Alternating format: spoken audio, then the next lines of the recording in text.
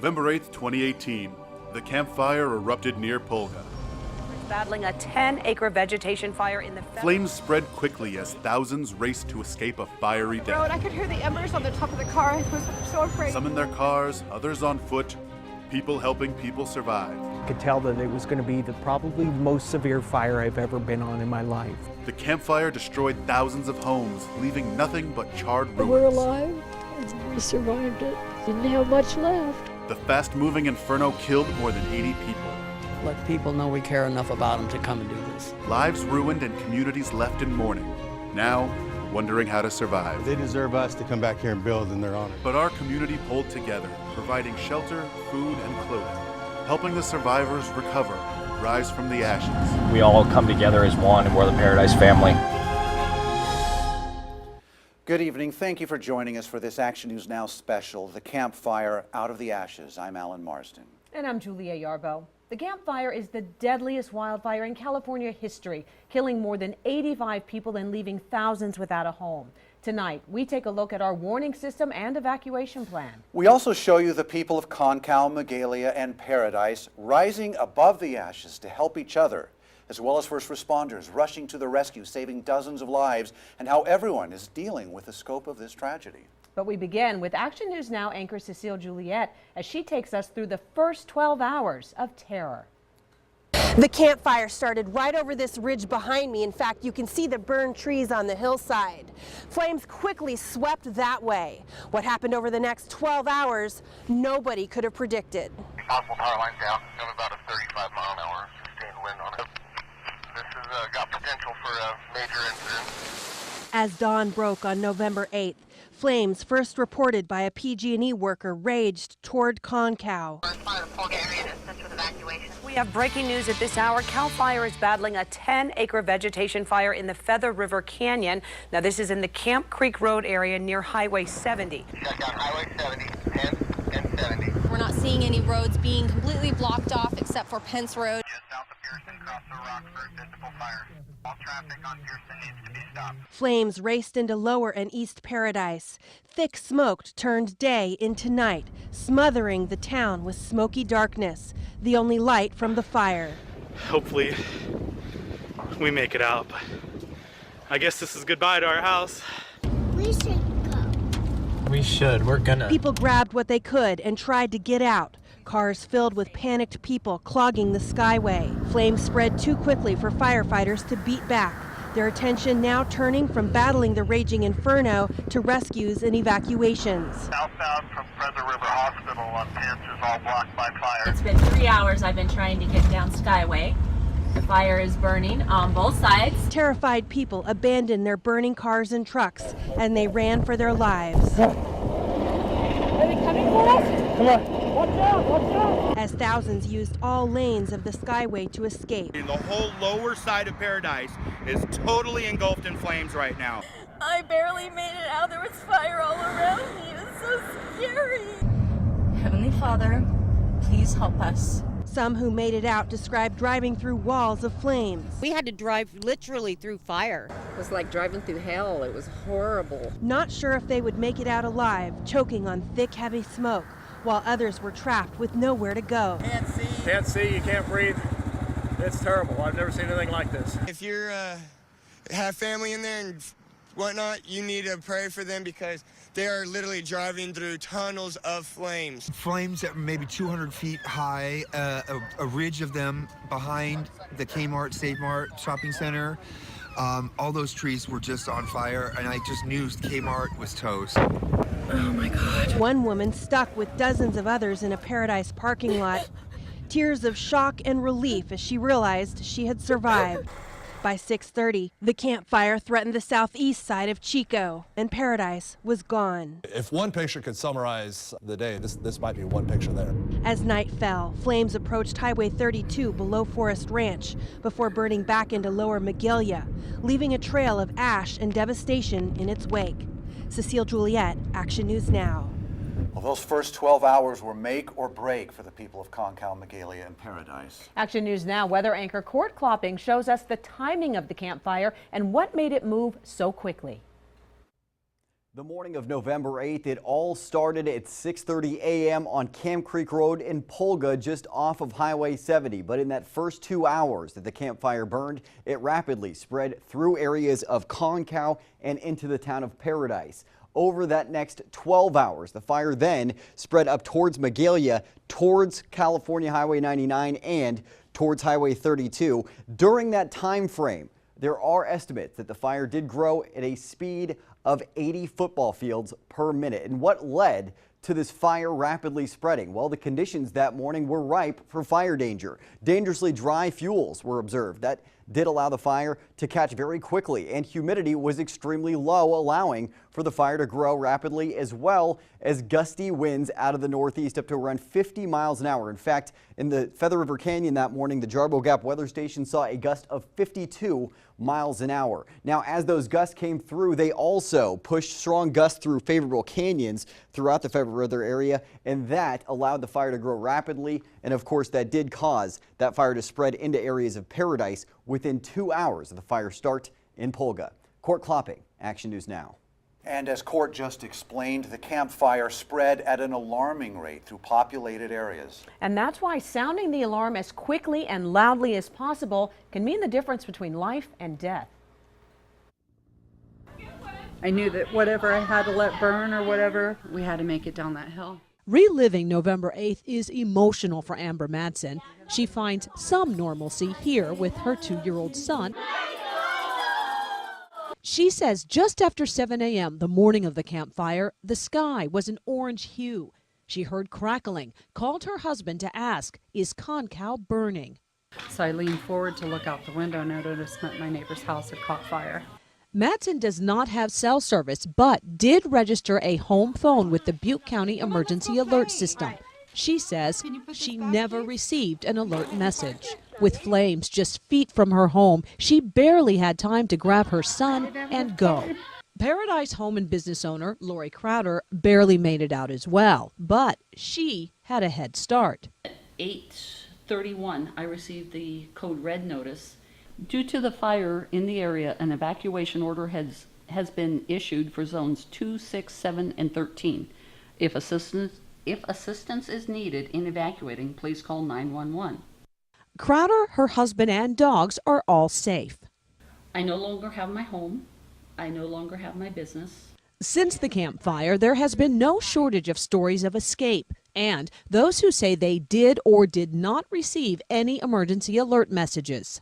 A local agency has to decide they need to put out an alert and a warning. I spoke with Kelly Houston, Deputy Director of the California Office of Emergency Services, about state guidelines for alerts and notifications. In California, the challenge we have is that there's 58 different counties and 58 different ways in which those jurisdictions do alert and warning. The most well-known, says Houston, the Emergency Alert System, tested nationwide earlier this year. Local jurisdictions can request Cal OES activate that alert in major emergencies. Unique regional needs and technology, say Houston, have led law enforcement and county managers to turn increasingly to digital platforms. Good morning, everyone. We are following breaking news as Cal Fire. People also rely on local media for crucial information.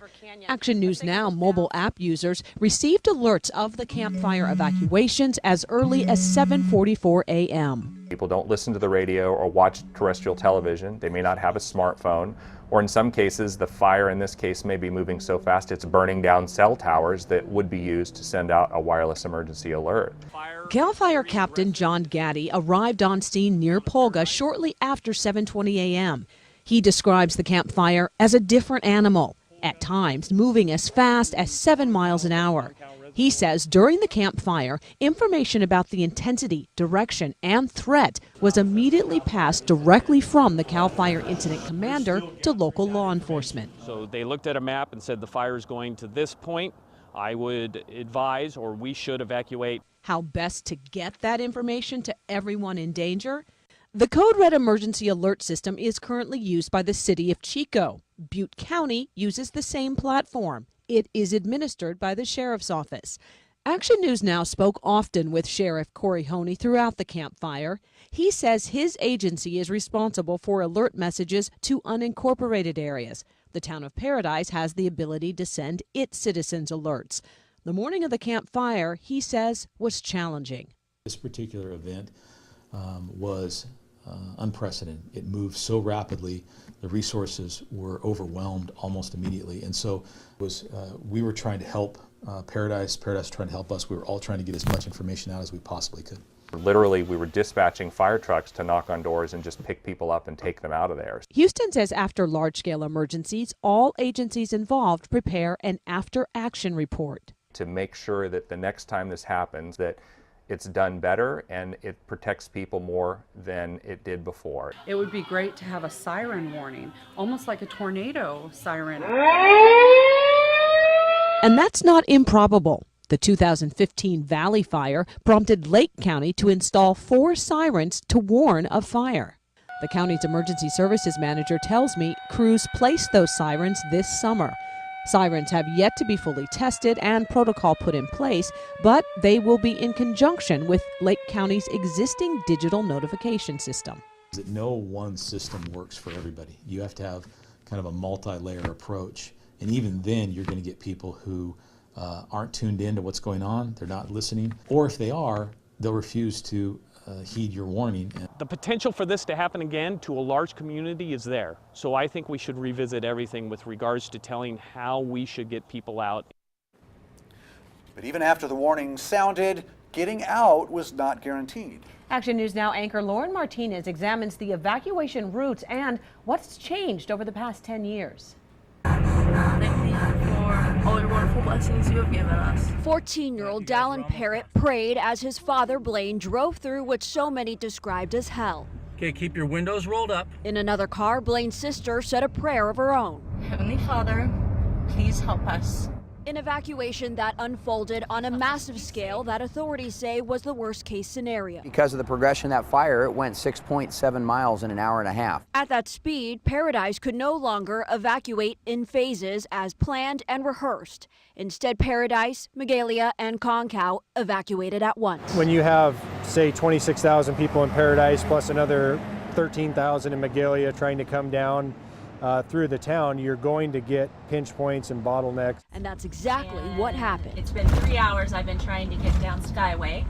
The fire is burning on both sides. After the wildfires in 2008, a grand jury report said additional evacuation routes were necessary. It stated that there are 4 available southbound evacuation routes from Paradise: Skyway, Neal, Clark, and Pence Roads. There are no adequate northbound evacuation routes. Since the report, the federal government funded the Forest Highway 171 reconstruction project that included paving and widening the Skyway north of Inskip. What used to be dirt portion of the Skyway over to Butte Meadows has now been paved. The safety improvement to the north may have alleviated some of the traffic flow heading through Paradise, but all escape routes were burned, including Pence Road. Traffic bottlenecked down the Skyway, leaving people in their cars for hours. Are we gonna make it alive to Chico? Yeah. Blaine Parrott stayed as calm as he could. It wouldn't have done any good for me to be showing what I felt on the inside, on the outside. Parrott had all 3 of his sons with him, his eldest driving behind him. And the windows you couldn't touch because they would burn you if you touched them.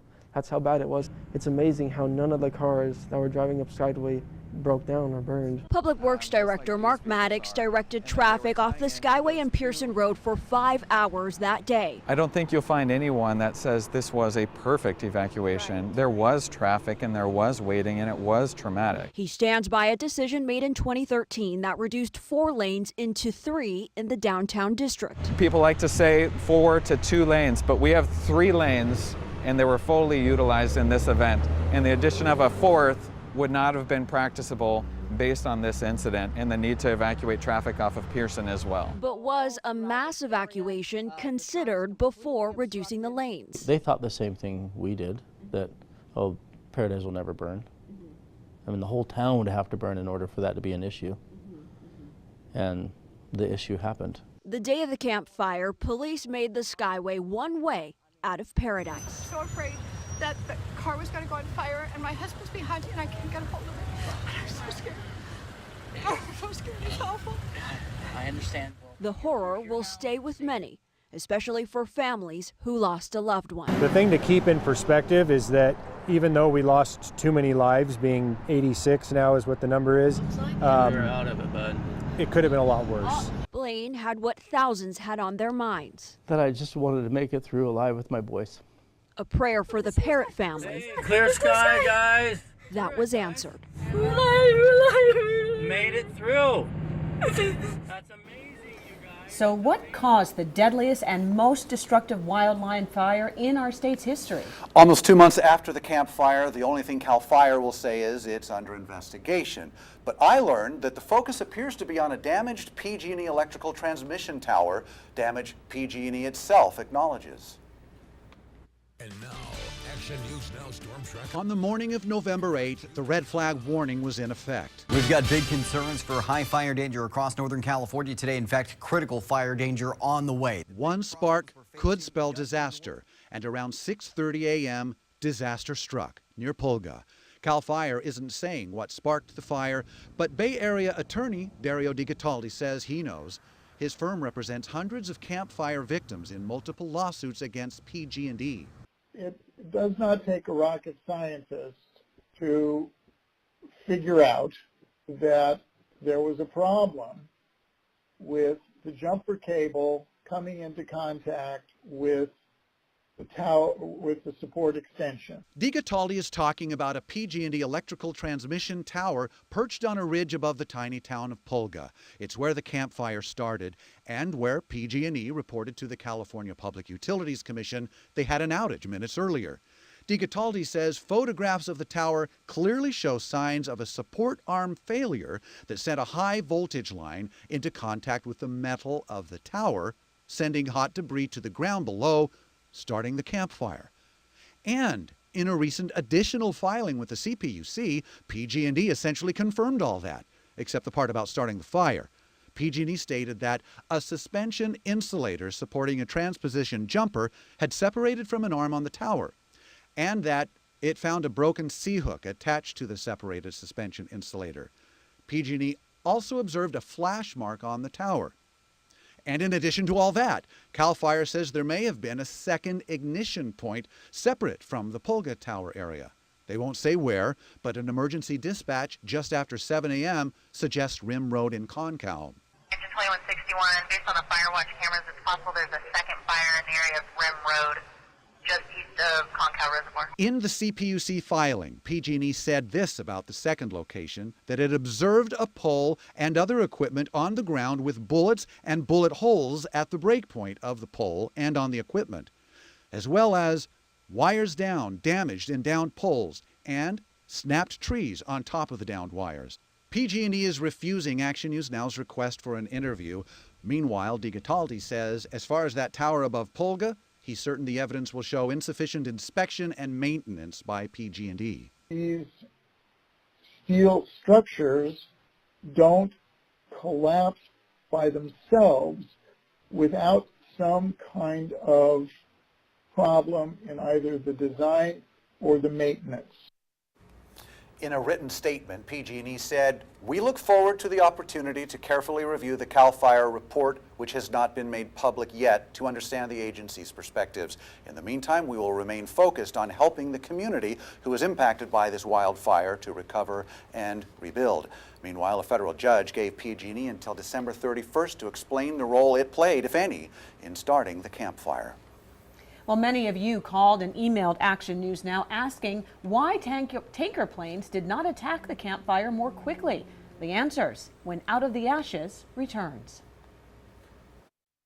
Almost as soon as the Camp Fire broke out, it was too late. The remote location made it nearly impossible to contain the flames. Action News Now reporter Spencer Joseph spoke to the air attack supervisor about the firefight from above. This fire moved so quickly.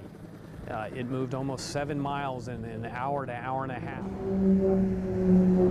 And any news on early up air attack, air resources?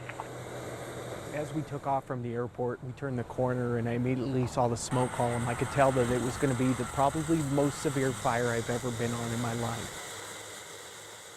At 7:50 a.m. on the morning of November 8th, the very first planes took to the sky. Supervisor, who is the battalion chief at the air attack base, made the initial response himself. That battalion chief, Shem Hawkins, along with one tanker pilot, were the first to see the fire from the air. The first pilot that we had off the ground actually got off before I did in the air tanker. So he was over the top of the fire and just gotten there just before I did. On its present location, I could see that it was on a trajectory for Paradise, so I immediately ordered additional aircraft. This is what they saw after taking off from the airport. When the first tanker pilot tried to make his drops, conditions were too extreme. The tanker pilot at one point actually engined his to idle. At that point, you would expect the aircraft to start to descend pretty rapidly. He was actually increasing in altitude, so he was rising 1,000 feet per minute. His aircraft was still rising because that's how fast the wind was blowing.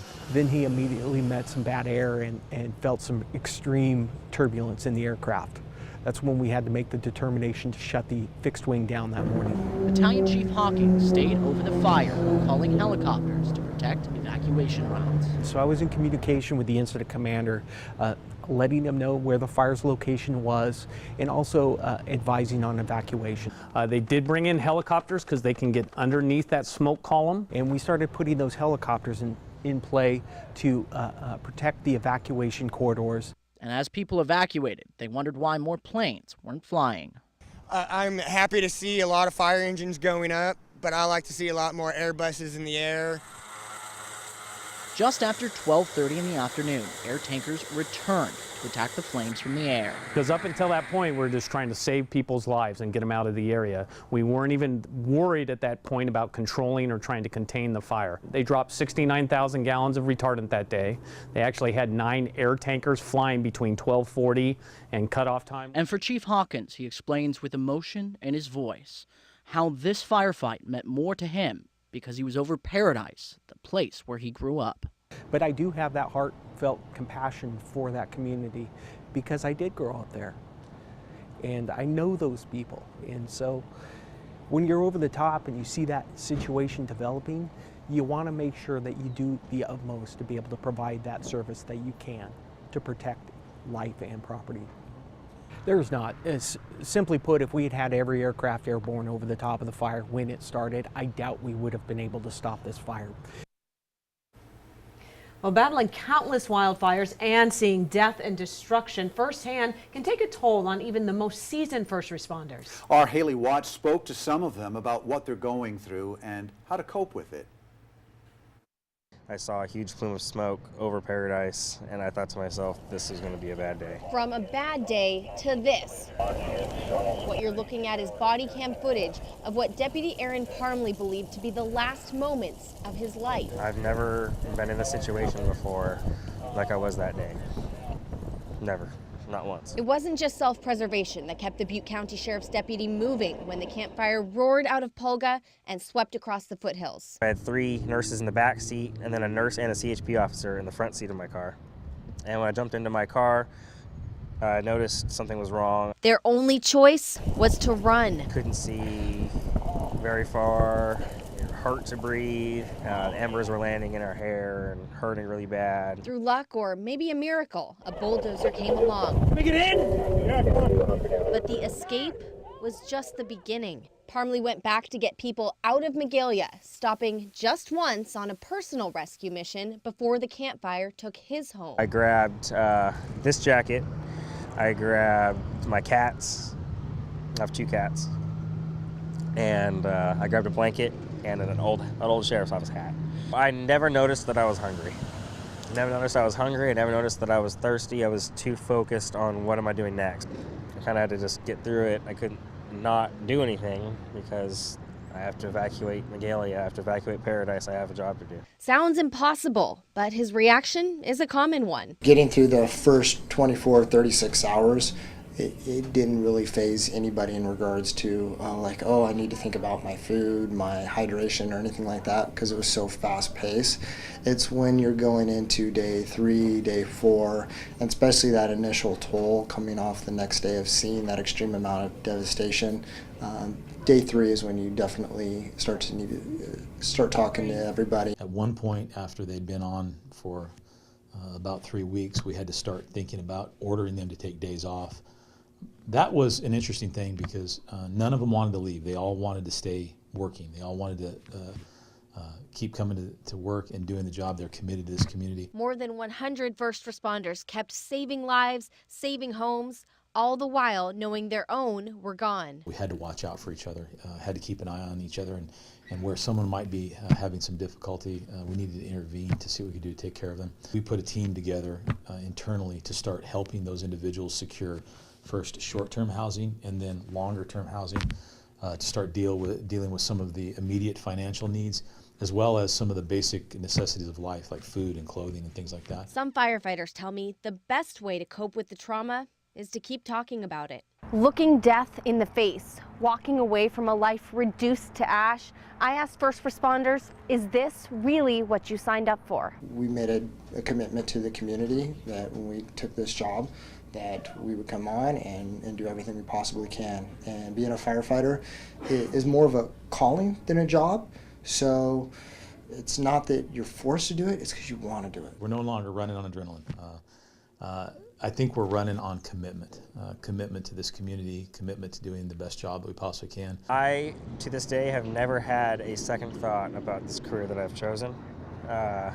In fact, I to this day cannot think of anything that I would rather do.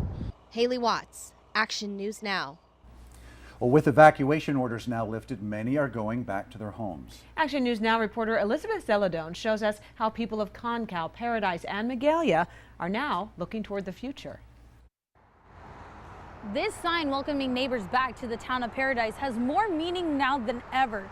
Not only is it a reminder of the devastation, but it's also a sign of hope, strength, and reminding neighbors of the loving community they're coming back to. November 8th is the day that life in Concal, Magalia, and Paradise became a nightmare. Traffic is not moving. Come on, people. Now weeks after the worst wildfire in California history, community leaders and neighbors are looking to rebuild. Now that people are able to get in, the big next step is debris removal. Also, the town of Paradise, after the first of the year, will start the planning process for what we want the new town to look like. However, for these communities, it's not about the thousands of homes that are gone or the businesses that are no longer here. It's about those neighbors that have become family and that you love having right next door. Paradise is the people and the spirit of giving back. There was so much community service in the town. It was the friendliest place that I ever lived. It's about the memories that were once cherished. Moved there in 5th grade and was able to have that Huck Finn kind of experience, going down to the rivers, going dirt biking. The fire didn't take those away. And it's about hope. Hope that Paradise, Concal, and Magalia will be filled again with the love, community support, and the hope for a bright future. I lost my house, and my grandfather built the house, so it had a special meaning to me. But now maybe I get to build a house where he built one, and it'll kind of carry it forward.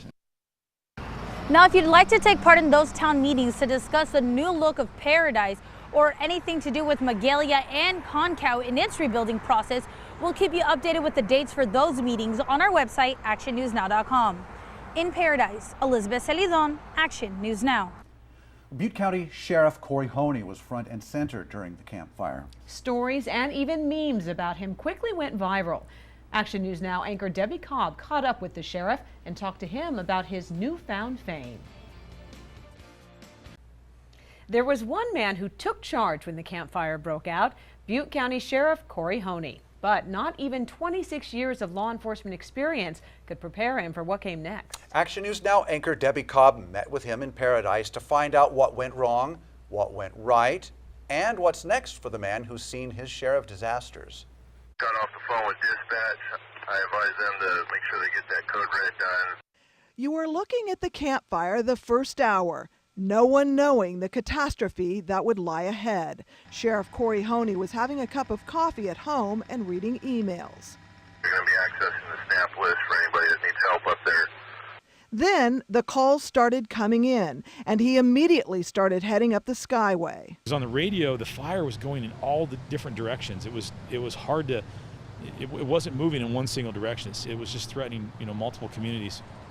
He would be in the eye of the fire. His first order, send traffic down all lanes of the Skyway and notify Chico PD to stop the traffic at the bottom from going up.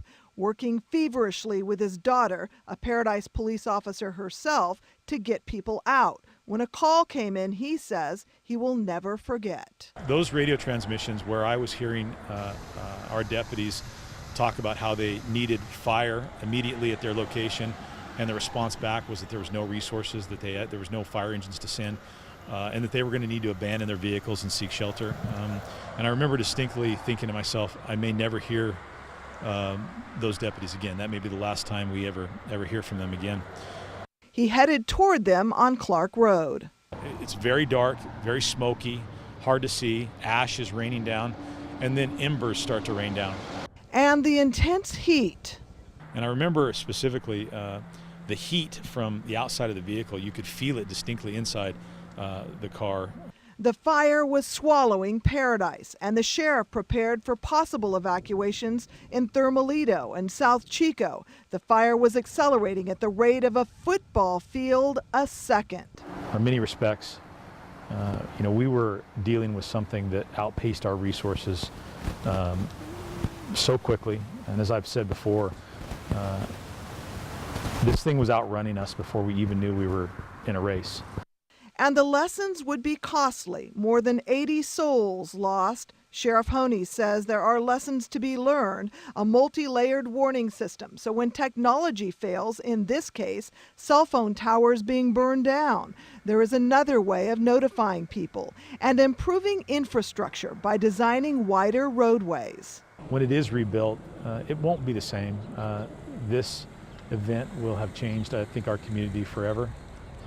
I'm hoping that we can capture some of the best aspects of Butte County and the communities in Butte County when we do rebuild, but we've got a long road ahead of us. The sheriff says he was amazed at the hundreds and hundreds of acts of heroism and compassion on the part of his deputies, other first responders, and community members.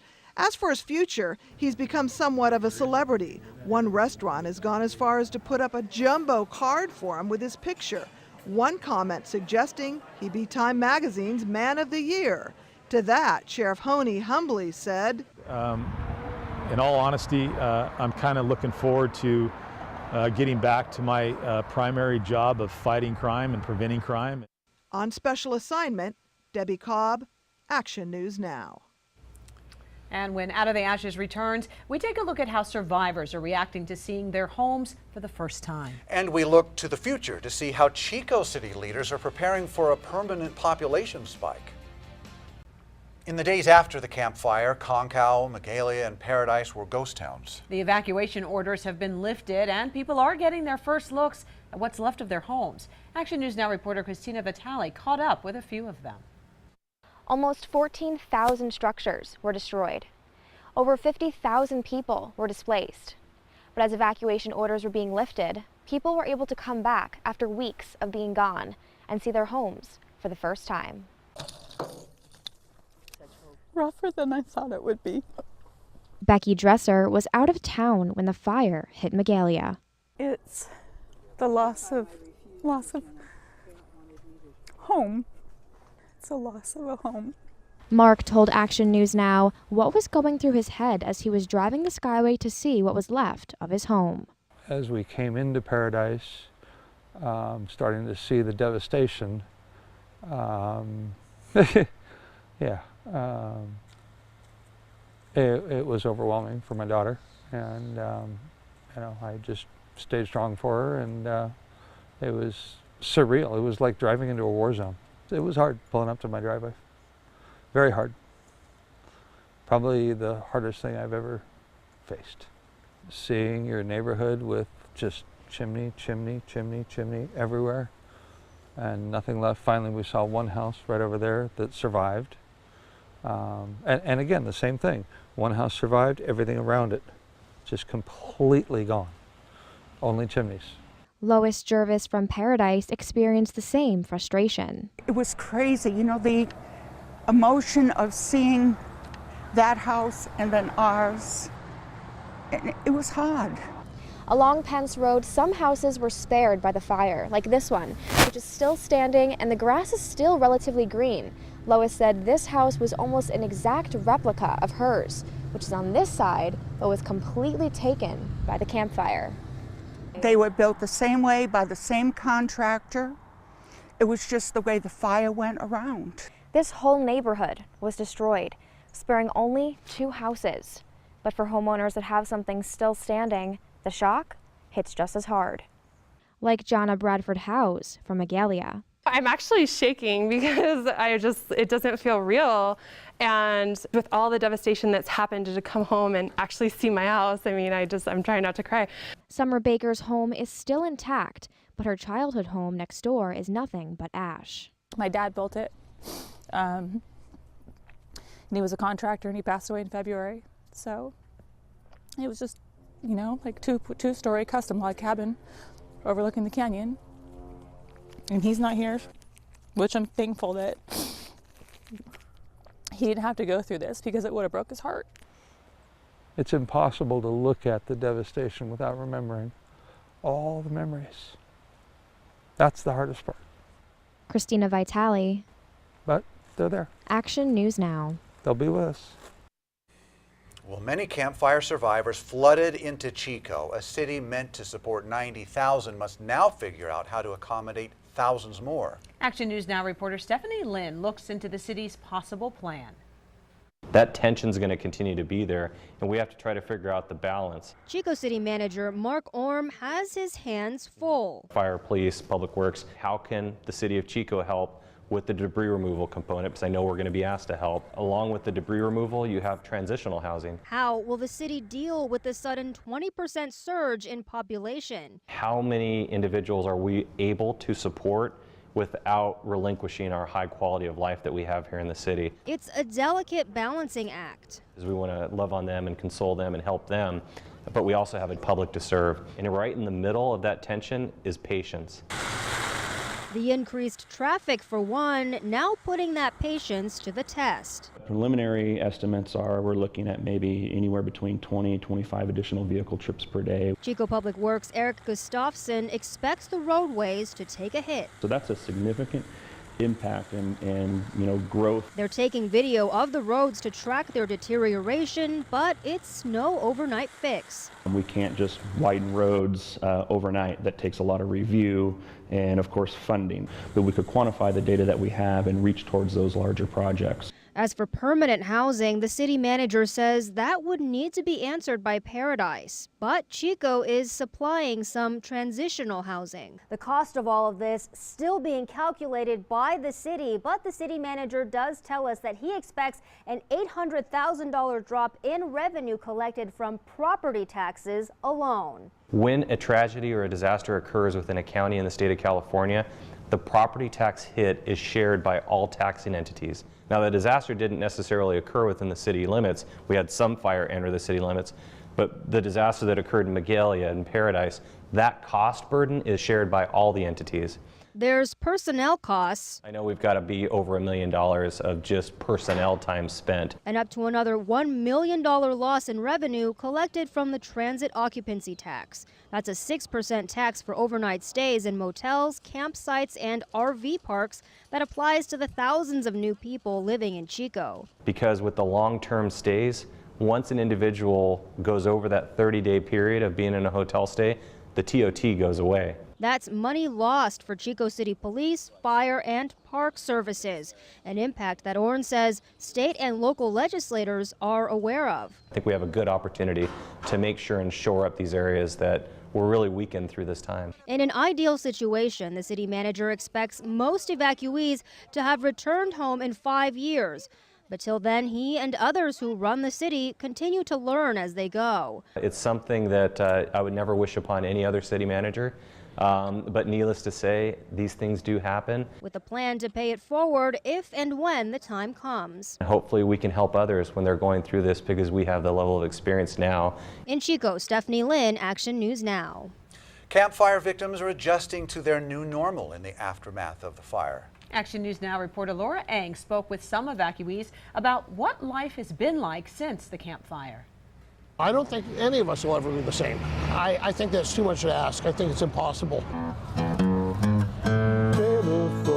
For campfire evacuee Jack Fellion, music is a way of life. To have something that reminds us of what life used to be like before the fire, it's so nice. Fellion is one of thousands who stayed in a campfire shelter. He brought his guitar with him. It helped ease his pain and other evacuees at the Church of the Nazarene in Oroville. A midnight train, destination Bangum. Just to sing some Christmas carols, you know, and the comfort of being around others, it's really incredible. Virtually everybody there had lost everything in their life. It was all burned up, and that's my case too. Everything I owned, 62 years of living, up in smoke, literally. Sierra Avenue Elementary Principal Lisa Shaw also lost her home in the campfire. It's so much to process. It's not just a loss of a home, it's a loss of jobs, of schools, of a community, people that you used to see every single day. You don't know when you'll see them again. Shaw said this new reality is a struggle for her and her family. It's really hard to know what's going to trigger. One minute you're feeling completely strong and you're feeling hopeful about the future and you can move forward, and then you get some kind of trigger and it just kind of makes you feel like, how am I going to do this?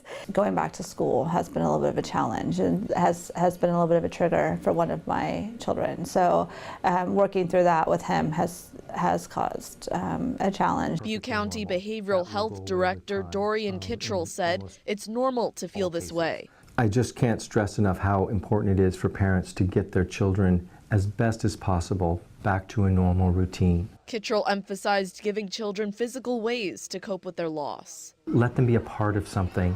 Maybe it's about somehow thanking the firefighters or rescue workers. Perhaps it's about a school activity that's going to build some project to help others who were impacted by the fire. He says understanding and patience are essential when dealing with tragedy. Someone who's gone through this event needs to understand that those feelings of grief and loss and feeling overwhelmed at times are normal.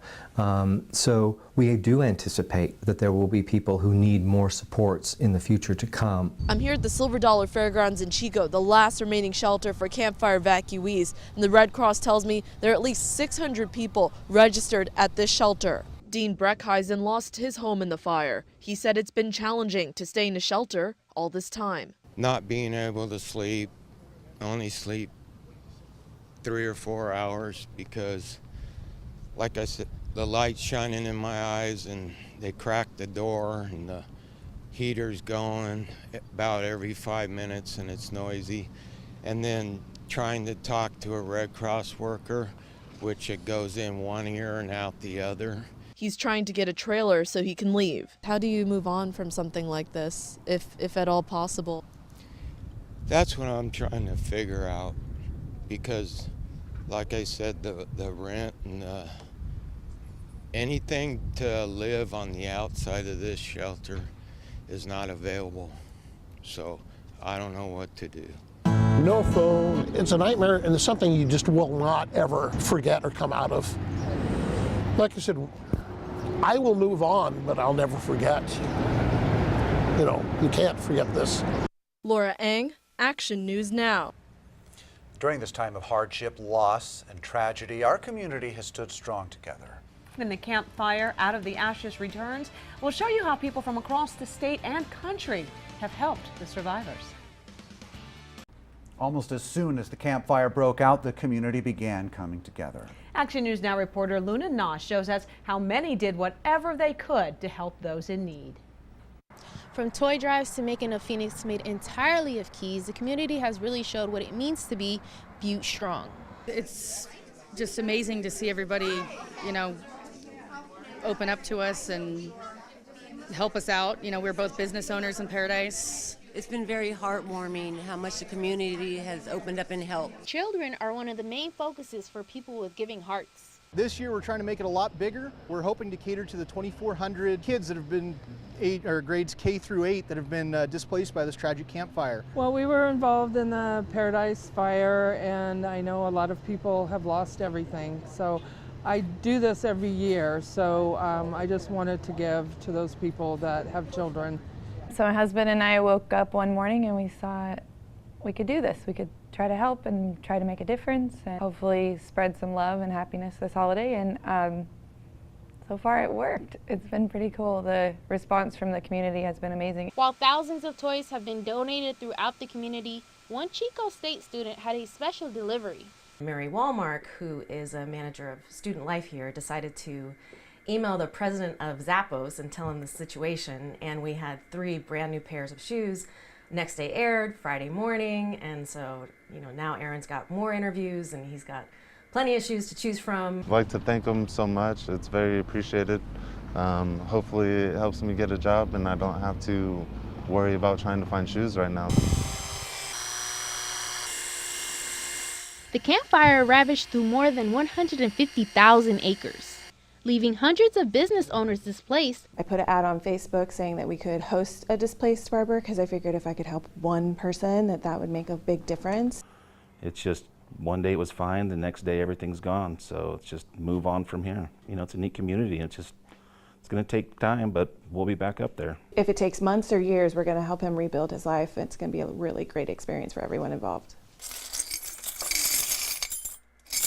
The goal of my project is to create a phoenix sculpture out of the keys from survivors that lost property, businesses, vehicles, diaries, safes, any kind of key that had any type of memento. Once complete, Jessie wants to give her creation to the city of Paradise in hopes that her community, like the legend of the Phoenix, will rise from the ashes. People can forever look at and love and try to find their key and look through the scrapbook that I have building and just know that you're part of something bigger and that we're together even though we feel totally scattered right now. All of the hard work from first responders didn't go unnoticed. Firefighters, thank you for saving our community. I just admire the people who are still strong after the fire. They lost like their homes and a lot of things, and right now they're still up and running. In time of tragedy, look for the helpers. There's always going to be helpers. The campfire has taken lives, homes, and businesses, but not the resilience of the community. Reporting in Chico, Luna Naz, Action News Now. Coming up, we'll tell you where you can get help if you need it. Or how you can lend a hand. We'll be right back. Our communities will be feeling the impacts from the campfire for years, and Action News Now will keep bringing you the latest developments. You can also find a list of resources on our website, actionnewsnow.com. Thank you so much for joining us for our special, The Campfire Out of the Ashes. Action News Now at 6 is coming up next. Have a good evening, everyone.